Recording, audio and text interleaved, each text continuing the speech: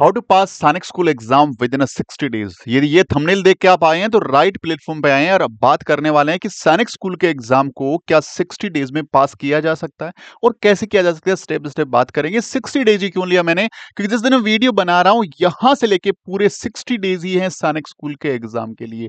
यानी 60 दिन आपके हाथ में। यदि आज से इसकी प्लानिंग करते हो तो आप एग्जाम को पास कर सकते हो। बट प्लानिंग में बहुत सारी छोटी छोटी बातें हैं जो जानना जरूरी है।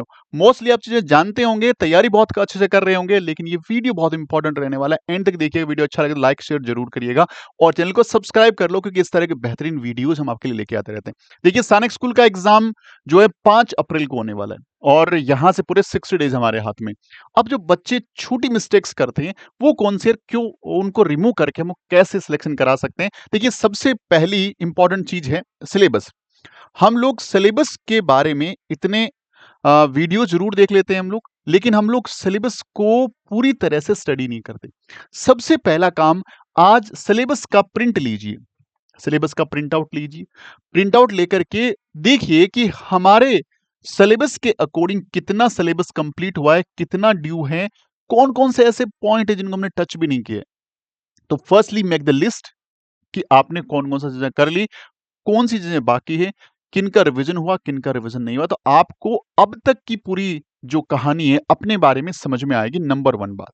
नंबर 2, ऐसे बच्चे जिन्होंने अभी फॉर्म भरा था, कोचिंग सर्च कर रहे हैं, जिनको नहीं पता है, वो भी सिलेबस का प्रिंट आउट पहले ले लो और देखो कि भाई ये मेरा टारगेट है, ये मेरा लक्ष्य है जिसको मुझे अचीव करना है आने वाले 60 डेज में। तो पहला काम हो गया सिलेबस का, क्योंकि सिलेबस बहुत इंपॉर्टेंट है, उसके सराउंडिंग हमें चलना होता है। अगला इंपॉर्टेंट है, एग्जाम का पैटर्न पता होना चाहिए। एग्जाम पैटर्न का मतलब है कितने सब्जेक्ट्स आते हैं इसमें, सब्जेक्ट्स कौन कौन से आते हैं, हमें कितना टाइम मिलता है, इसमें क्वेश्चन कितने आते हैं और मार्किंग स्कीम क्या है। क्योंकि यदि हमें एग्जाम पैटर्न नहीं पता तो हम लोग एग्जाम पैटर्न नहीं पता होने की वजह से हमारी जो टारगेट है कि हमें इतना मेरिट तक लेके जाना है, ये कट ऑफ रह सकती है, इतना हमारा टारगेट है, इसको अचीव नहीं कर पाएंगे। हमें एग्जाम पैटर्न का पता होना जरूरी है। एग्जाम पैटर्न का पता होगा तो ही हम लोग हमारी तैयारी को उस वे में कर पाएंगे जिस वे में 60 डेज में सैनिक स्कूल पास किया जा सके। एग्जाम पैटर्न का वीडियो मैंने इसी चैनल पे डाल रखा है। आई बटन में एग्जाम पैटर्न का एक वीडियो डाल रहा हूं, उस एग्जाम पैटर्न की वीडियोस को देखिए कि 6 क्लास में कितने नंबर का पेपर होता है, कितने क्वेश्चन आते हैं, कितने सब्जेक्ट्स होते हैं और हर सब्जेक्ट में कितने क्वेश्चन का मार्किंग स्कीम क्या है, टोटल ओवरऑल पेपर कितने नंबर का है और 9th क्लास का क्या एग्जाम पैटर्न है। ये सारी चीजें पता जरूरी है। साथ साथ में जरूरी है कि कितना टाइम वहां पे होता है, क्योंकि बच्चे एग्जाम पैटर्न को देख लिया, टाइमिंग को देख लिया, लेकिन एक इंपॉर्टेंट चीज मिस कर जाते हैं जिसका नाम है टाइम मैनेजमेंट। जी हाँ बच्चों, टाइम मैनेजमेंट बहुत जरूरी है। आपको पता होना चाहिए कि यदि मैथ्स में क्लास 6 में, क्लास 9th में 50 क्वेश्चन आते हैं मैथ्स से, तो मैथ्स के 50 क्वेश्चन को हमें कितने टाइम में कर लेना है जिससे हम एग्जाम हॉल में हमारा पूरा पेपर अटेंड कर पाए, क्योंकि सबसे टाइम टेकिंग मैथ्स होता है। रिमेनिंग सब्जेक्ट को हमें कितने टाइमिंग में कर लेना है, हर सब्जेक्ट वाइज किस सब्जेक्ट को कितना टाइम देना है, ये टाइम मैनेजमेंट की कहानी को समझना बहुत ज्यादा जरूरी है और उसके अकॉर्डिंग काम करना बहुत ज्यादा जरूरी है। यदि ये आपको देखना है तो मैं एक आई बटन में वीडियो डाल रहा हूँ टाइम मैनेजमेंट का, ये वीडियो एंड तक जरूर देख लो। उसमें बहुत बढ़िया ढंग से मैंने हर एक टॉपिक, हर एक सब्जेक्ट वाइज कितना टाइम देना है, राउंड 1, राउंड 2, राउंड 3। पेपर को एक बार में सारा नहीं होता, कई बार कुछ क्वेश्चन छूट जाते हैं, उसको राउंड 2 में, कुछ और छूट जाता है राउंड 3 में।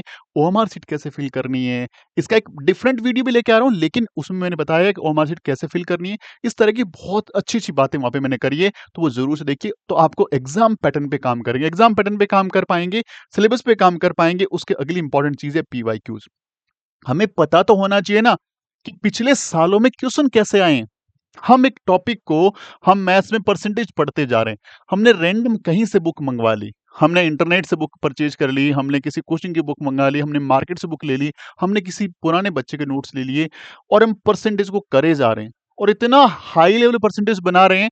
एसएससी लेवल के हम लोग, या हम लोग सीडीएस लेवल के, एनडीए लेवल के मान लीजिए परसेंटेज बना लिए हम लोगों ने, और हमें बाद में पता लगा जब पीवाई की खोल के देखा कि भाई परसेंटेज का लेवल जितना मैंने तैयार किया उतना ज्यादा तो टाइम हमें परसेंटेज देना ही नहीं था।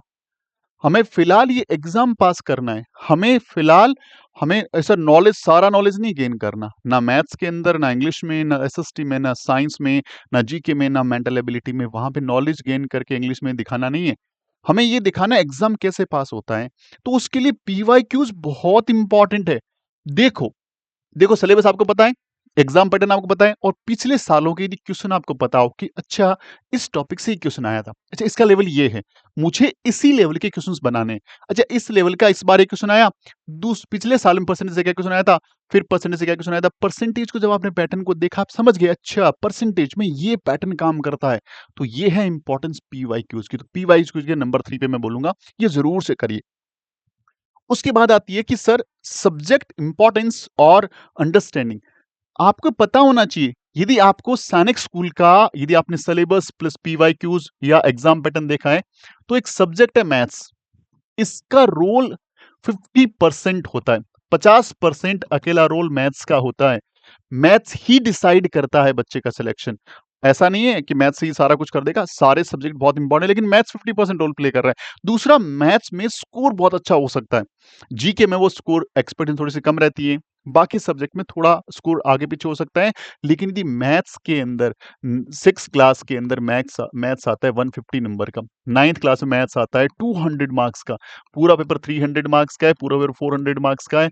यदि आपने मैथ्स पे कमांड कर ली और 50% गेन यहाँ से कर लिया, बाकी मिला के आपने 35% 40% भी गेन किया, तो आपके अच्छे चांसेस मिलते हैं कि आप सैनिक स्कूल एग्जाम पास कर सकते हो, आपको अच्छी स्कूल भी मिल सकती है। अब जरूरी है कि मैथ्स को यदि इतना इंपॉर्टेंस देना है, तो इसी ढंग से सारे सब्जेक्ट की इंपॉर्टेंस दीजिए। अपने अकॉर्डिंग देखिए कौन सब्जेक्ट आपका वीक है और कौन सा अच्छा है। अच्छा मैथ्स आपका एवरेज है तो काम नहीं चलेगा, वीक है तो बिल्कुल काम नहीं चलेगा। इन दोनों को इंप्रूव करना पड़ेगा। बहुत अच्छा है, आउटस्टैंडिंग है, तो सिर्फ रिवीजन करते रहिए। लेकिन यदि मैथ्स आउटस्टैंडिंग नहीं है, मैथ्स में अब भी आपके 10 क्वेश्चन गलत हो रहे हैं, तो कोई दिक्कत नहीं है। जहां भी आप पढ़ रहे हो पढ़ते भी रहो, कोई दिक्कत नहीं है। लेकिन कुछ एक्स्ट्रा मैं आपके लिए लेके आया हूं, वो जरूर सुन लो। थोड़ा चार्ज इसके ज्यादा रहते हैं मैथ्स के स्पेशल बैच के।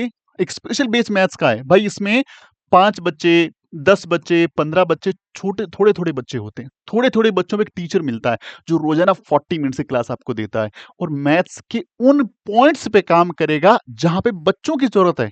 सिलेबस नहीं कराता बैच की तरह इसमें स्पेशल बैच में।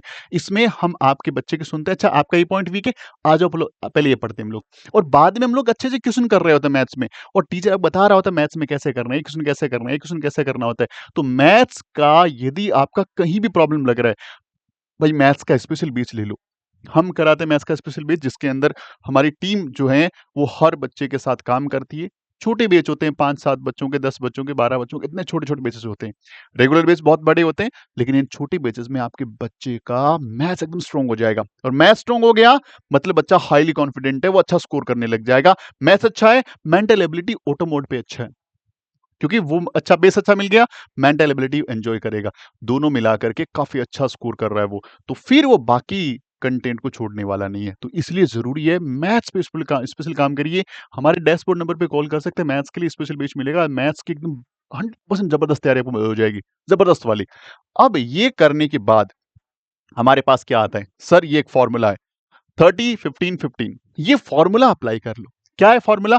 सर इसमें तो आपको अपना सिलेबस रिवाइज मतलब अब जिन जिन बच्चों ने आज से स्टार्ट करना है वो तो अपना सिलेबस कवर करो, टॉपिक्स को पढ़ो।